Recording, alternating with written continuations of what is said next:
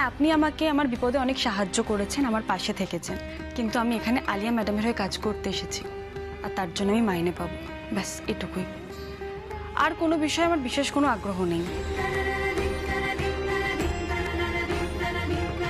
আর একটা কথা, দয়া করে ভবিষ্যতে আর কোনো বিষয়ে আমাকে সাহায্য করার চেষ্টা করবেন না। ঠিক করলাম তো মা দুর্গা, মানুষটাকে এতটা অপমান করে। আচ্ছা, আপনি যে ওনাকে ভ্যানের মধ্যে তুলছিলেন, এনাকে হুজ্জুতি করতে দেখেছেন? খালি আমি তো স্বীকার করছি সব দোষ আমার, যা শাস্তি দেওয়ার আমাকে দে। ওনাকে চাকরি থেকে ছাড়াস না। তুমি তো জানো মা দুর্গা, বাবুকে আটকানো ছাড়া আমার কাছে আর কোনো উপায় ছিল না, কিন্তু তাও কেন আমার মনটা এত খুঁতখুত করছে, লজ্জা লাগছে যে মানুষটা আমাকে এতটা সাহায্য করলো, আমি তাকে এতগুলো কঠিন কথা বলতে পারলাম, কি করে পারলাম? না না, আমি কাজটা বোধহয় ঠিক করলাম না। বাবা বলতো, কেউ যদি তোমাকে এতটুকু উপকার করে সেটা ভুলে যেতে নেই, তার প্রতিদান দিতে হয়। আর আমি এই প্রতিদান দিলাম আপনাকে। আপনি আমাকে এত সাহায্য করলেন, আর আমি আপনাকে এতগুলো কথা শোনালাম। নিজের কাজটা বাঁচানোর জন্য আপনার সাথে অকৃতজ্ঞের মতো আচরণ করলাম। ক্ষমা করবেন আমাকে, চাকরিটা বাঁচানো সত্যিই খুব দরকার ছিল আমার। তবে ভবিষ্যতে যদি কখনো আপনার মতো কোনো ভালো মানুষকে সাহায্য করার সুযোগ পাই, করব। উমা নিজের ঋণ শোধ করবে, প্রাণ দিয়ে হলেও করবে।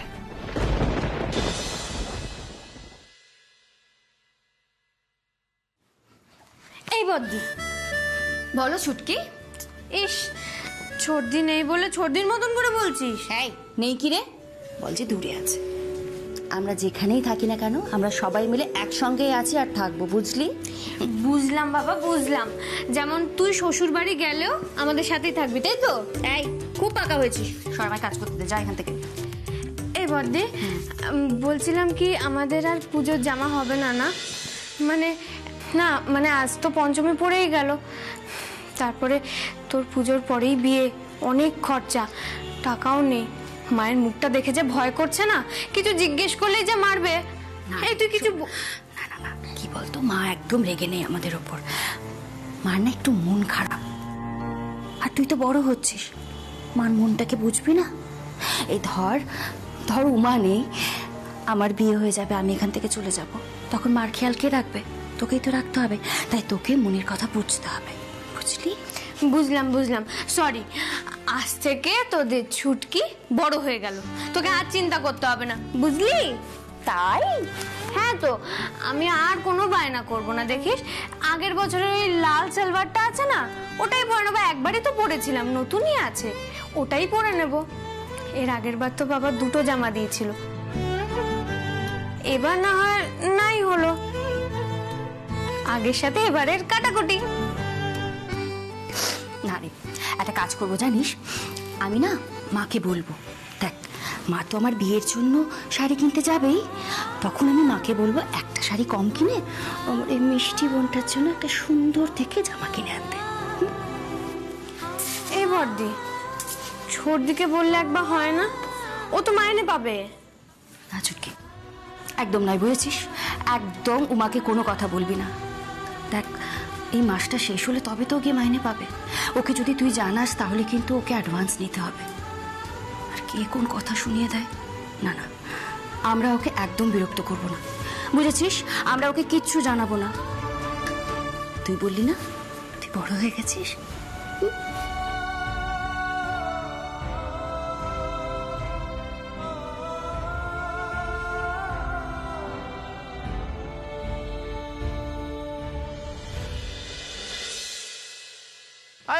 বল বল, তোর কোনটা পছন্দ, গ্রিন না অরেঞ্জ? অরেঞ্জ। দিদা দিদা দিদা, দেখি দেখি আর কি আছে, আসো আসো আসো।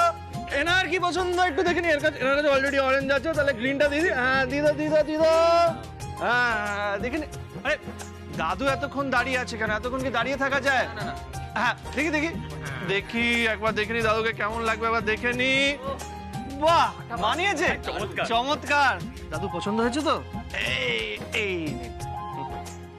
বাহ, একদম ঠিক আছে। এই শোন, বাচ্চাদের চকলেট গুলো ডিস্ট্রিবিউশন শুরু হয়ে গেছে। সবকিছু দেওয়া হচ্ছে, অনুষ্কা বাইরে চকলেট দিচ্ছে আর আমরা এখানে জামা কাপড় দিচ্ছি। গ্রেট, তাড়াতাড়ি করো। শোন, চকলেট শেষ হয়ে গেলে কিন্তু আমাকে বলবি না। বাইরে তাড়াতাড়ি চকলেট শেষ হয়ে যাবে, পরে আমাকে কেউ বলবে না চকলেট শেষ হয়ে গেছে। আরে দিদা, এদিকে আসো। তুমি এখানে দাঁড়িয়ে আছো। এই দেখো দিদা, পছন্দ হয়েছে? খুব পছন্দ হয়েছে। তুমি দিয়েছো, পছন্দ না হলে কি হয়? কত ভালোবেসে সবাইকে দিচ্ছ বাবা তুমি। নিজের বলতে তো আমাদের কাছে একটা জিনিসই আছে, ভালোবাসা। তাই পারছি দিতে। বড় মিষ্টি কথা বলো বাবা, আর তোমার মুখখানা একেবারে দেবতার মতো। মাঝে মাঝে আমি তো তোমাকে দেখি, তুমি এখানে এসে আমাদের এটা ওটা কত কিছু দাও। ওই যে সেবার বন্যার সময় তুমি, ওই যারা এসেছিল তারা তোমারই তো লোক। হ্যাঁ, আমাদেরই লোক ছিল, আর আসতে তো আমাদের হবেই, তাই না? মানুষের উপকার করতে হবে, তাই তো? তাই এটা কত লোক ভাবে বলো দেখি বাবা। করোনার সময় আমি নিজে চোখে দেখেছি, তোমরা এই বস্তির জন্যে নিজেদের জীবন তুচ্ছ করে কি করেছো, আমি নিজের চোখে দেখেছি বাবা। তা বাবা, তুমি কোন পার্টির লোক গো? ওই ভোটের আগে কত লোক তো আমাদের কাছে আসে, তোমাকে এটা দেব ওটা দেব বলে ভোট চায়। তো কই, তোমাকে তো আমি কোনোদিনও ভোট চাইতে দেখিনি। আমি হলাম মানুষের নিজেদের পার্টি, তোমাদের দলের লোক, বুঝলে? তা বেশ, আমাদের একখান পার্টি হলো তাহলে। বেঁচে থাকো বাবা, বেঁচে থাকো, ভালো থাকো। তোমাদের দেখলে মনে হয় যে ঈশ্বর এই গরিব মানুষদের দিক থেকে চোখ এখন সরায়নি একেবারে। খুব ভালো থেকো সোনা বাবা আমার।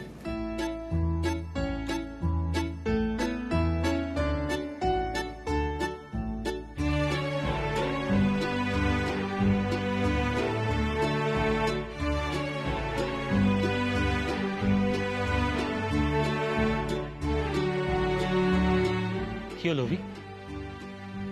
দিদাকে দেখে মনটা খারাপ হয়ে গেল। যত দিন যাচ্ছে রাজনৈতিক দলগুলোর উপর থেকে মানুষের আস্থা সরে যাচ্ছে। একদম ঠিক হচ্ছে না এটা। তুই আর কি করবি বল? কি করবো মানে? আমাদেরই তো কিছু করতে হবে। এই আস্থা ফেরাতে হবে আমাদের। মানুষদের বোঝাতে হবে যে রাজনীতি মানে রাজার নীতি না, মানুষের নীতি। সুস্থ সমাজ গড়তে হলে আমাদের এই পথেই চলতে হবে, কি তাই না? একদম ঠিক বলেছিস। এই কথা যদি কেউ বোঝাতে পারে, একমাত্র তুই পারবি। যারা মানুষের উপকারের কথা বলে তারা করে না, আর যারা করে তারা বলে না। তুই হচ্ছিস সেকেন্ড ক্যাটাগরি। তুই মানুষের উপকার করিস কিন্তু নাম যাস না। শোন, ভালো কাজ করলে নাম এমনি হবে, আলাদা করে কিছু করার দরকার নেই, বুঝলি? আমাদের শুধু এই মোটিভেশন, এই এনার্জি টিকিয়ে রাখতে হবে, নিঃস্বার্থভাবে পাঠিয়ে কাজ করে যেতে হবে।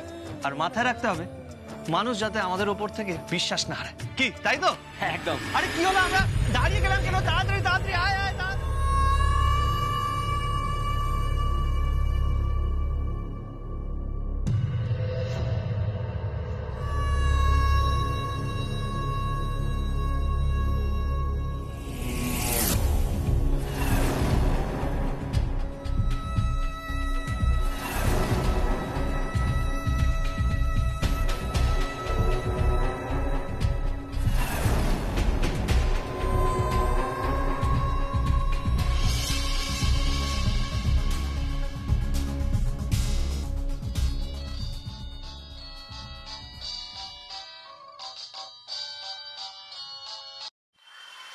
হ্যালো স্যার, ওই ছেলেটা দলবল নিয়ে পাড়াতে এসছে।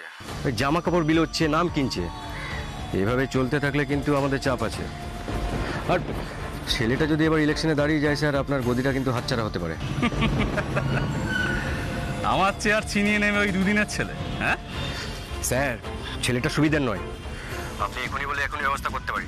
আমার এলাকায় আছে। তো কর, ফালতু আমাকে ফোন করে সময় নষ্ট করছিস কেন? আর শোন, ওই কি যেন নাম, আরে ওই ইয়ং বেঙ্গল, ওদেরকে ভালো করে বুঝিয়ে দে। বস্তিতে এসে বেশি নেতাগিরি করলে, বেশি বেশি সমাজ সেবা করে নাম কেনার চেষ্টা করলে না, কপালে দুঃখ আছে। হ্যাঁ স্যার আজই আমি ওদের মজা দেখাচ্ছি। আর শোন, কি করতে হবে ভালো করে শুনে রাখ।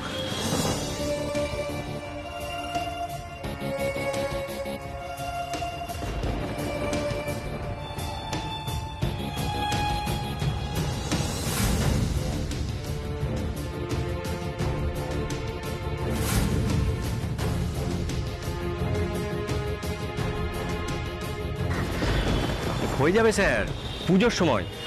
আর এদিকে কেউ খেয়ালও করবে না, সব নিজের নিজের তালে থাকবে। পালের গোদাটাকে পেরে ফেলতে পারলে বাকিরাও সিধে হয়ে যাবে। নেতাগিরির ফুল স্টপ।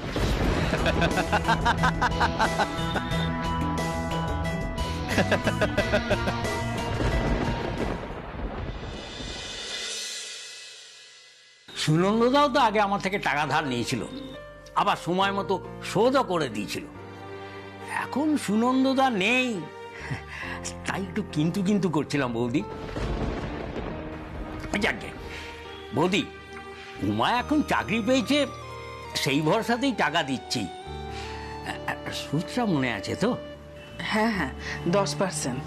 খুব ভালো, খুব ভালো। তাহলে মাসে মাসে ওরা দিতে ভুলবেন না। মাসের প্রথমেই যদি... হ্যাঁ হ্যাঁ খুশিদা, উমার মাইনেটা হয়ে গেলেই সুদ সমেত আসলের কিছুটা দিয়ে দেবো। আসল নিয়ে আপনাদের অত মাথা ঘামাতে হবে না, কয়েক মাস যাক, মেয়েটা কাজে কমে একটু থিতু হোক, তবে তো। তবে হয় হয় শুনলাম মেয়েটাকে নাকি ওই ক্রিকেটের কাজেই দিয়েছেন।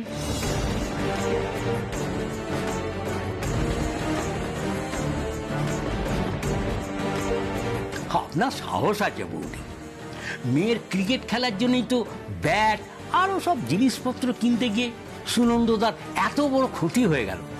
মেয়েটাকে সেই খেলার জায়গাতেই পাঠালেন বৌদি।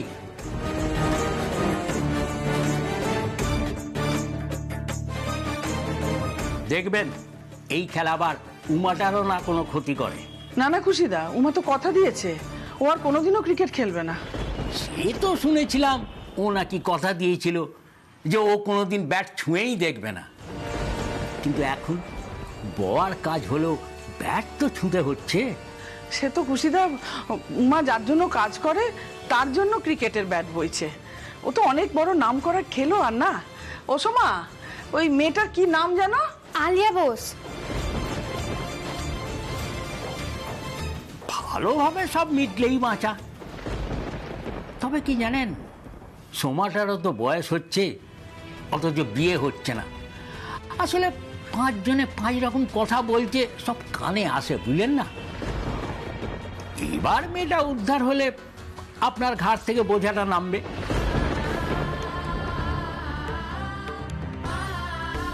নিন বলছেন, নিন, গুনে নিন। না না খুশিদা, গোনার কি আছে, আপনি কি আর কম দেবেন? না না বৌদি, টাকা নেবার সময় না গুনে নিতে হয়, বুঝে নিতে হয়, জানেন তো? টাকারও হাত পা আছে। নিন, বসুন বসুন, গুনে বসুন। ভালো করে গুন।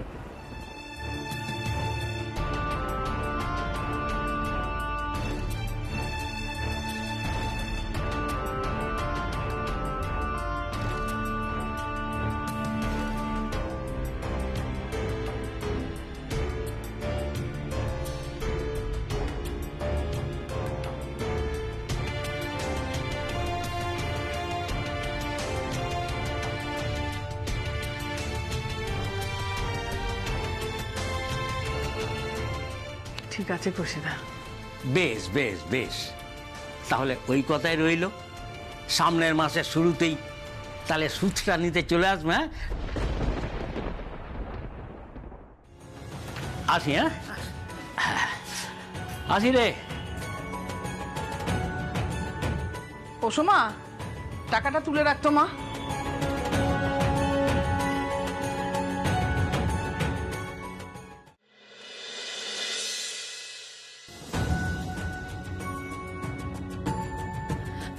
কি হলো কি বেবি? ধরছে না ফোনটা? না ধরছে না, ধর। আরে তুই ফোনটা ফেলে দিলি কেন? অভি আমার পর ধরবে না মম, এখন ও রেগে আছে আমার উপর। কতক্ষণ রেগে থাকবে? কতক্ষণ রেগে থাকবে একটা মানুষ? তুই এতক্ষণ ধরে ফোনটা করবি যে তোর নামটা যেন ওর মাথা থেকে বেরিয়ে না যায়, বুঝতে পেরেছিস? ধর ধর ফোনটা ধর। কে ওকেই চাই তো নাকি? Of course mom. Then keep trying baby, keep trying. সারাক্ষণ ফোনটা করতে থাক, বুঝতে পেরেছিস?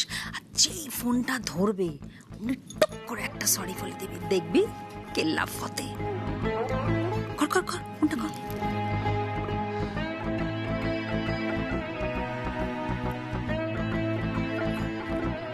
রিং হচ্ছে মম।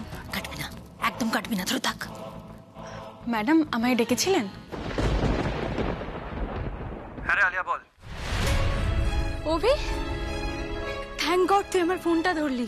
হ্যাঁ এইমাত্রই দেখলাম তুই অনেকবার কল করেছিলিস। হ্যাঁ করছিলাম তো, কিন্তু তুই ধরছিলি না।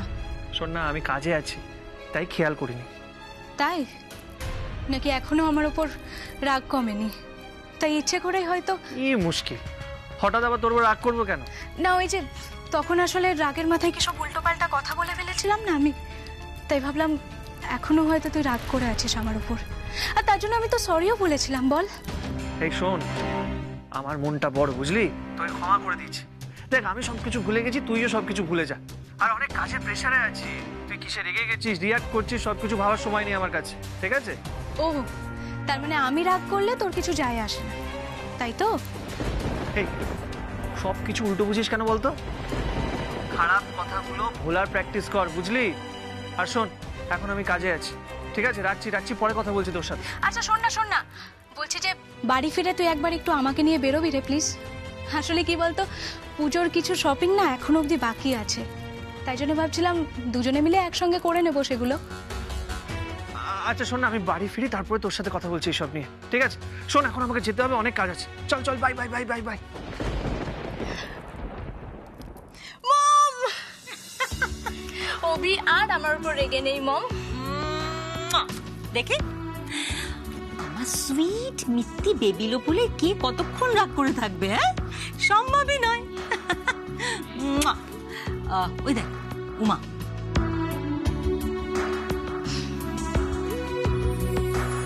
কি ব্যাপার? অনেকক্ষণ ধরে খুঁজছিলাম তোমাকে, কোথায় ছিলে? আসলে আপনি কাল সকালবেলা বেরোবেন তো, তাই আপনার যেগুলো দরকার সেগুলো হাতের কাছে গুছিয়ে রাখছিলাম।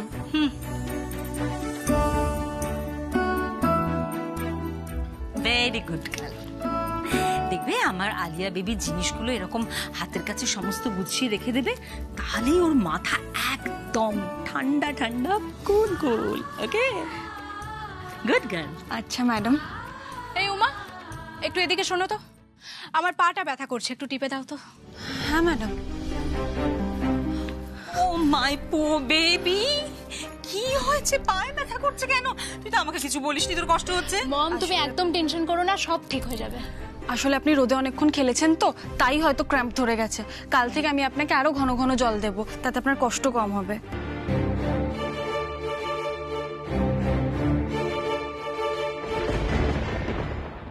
বলছি ম্যাডাম, এখন নুন চিনির জল করে দেবো একটু? না থাক, যেটা করছো সেটা করো, তাহলেই হবে। বেবি বলছিলাম যে এই পুজোর কটা দিন তো মাত্র আমরা এখানে আছি, তাই তুই আর অভি মিলে একটা কিছু প্ল্যান কর না বেড়াতে যাবার।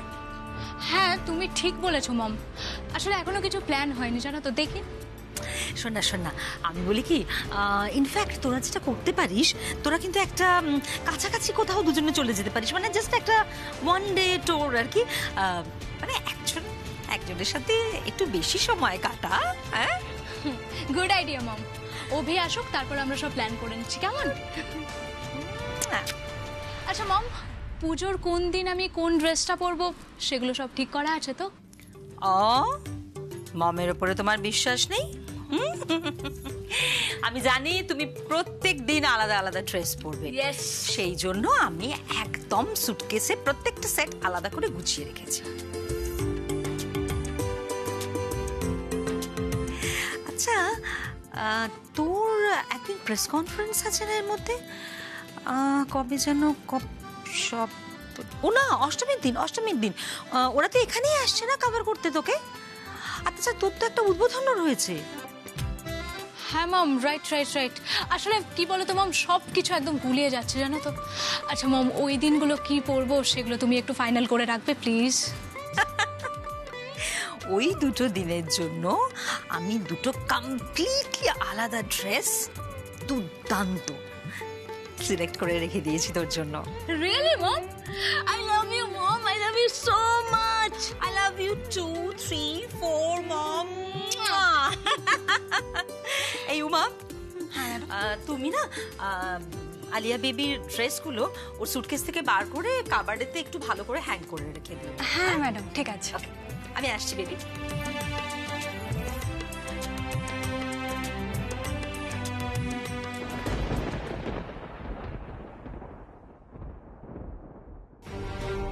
রিয়েলি আমার মাথায় যে কি হয় না, কার সঙ্গে কার তুলনা করছিলাম আমি। যে মেয়েটা আমার পা টেপার যোগ্য, তাকে আমি অভির সঙ্গে জড়িয়ে ইনসিকিউরিটিতে ভুগছিলাম। আমাকে ছেড়ে অভি কোনোদিনও ওই মেয়েটাকে পাত্তা দেবে? Is it possible?